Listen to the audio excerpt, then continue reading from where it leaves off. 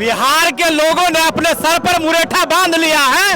माननीय नीतीश कुमार को गद्दी से उठाकर नीचे फेंक देना और तेजस्वी प्रसाद यादव जी को बिहार का मुख्यमंत्री बनाना है, ये युवा ने ठान लिया है।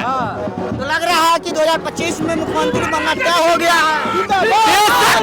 बेशक हर वर्ग के लोग पूरे दमखम के साथ तेजस्वी प्रसाद यादव जी को मुख्यमंत्री बनाने के लिए सड़कों पर उतर गए हैं और इस बार 100% तेजस्वी यादव मुख्यमंत्री बनने जा रहे हैं। युवा ने ठान लिया है। अच्छा, मात्रा में क्या कुछ संदेश देना चाहते आज हम लोग यहाँ पर हजारों के संख्या में नहीं, लाखों के संख्या में लोग आए हैं, अभी और लोग आ रहे हैं।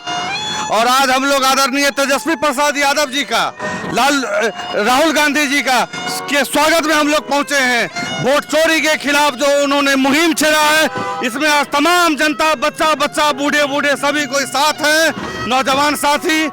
आज हम लोग यह संदेश देने आए हैं, वोट चोर गद्दी छोड़।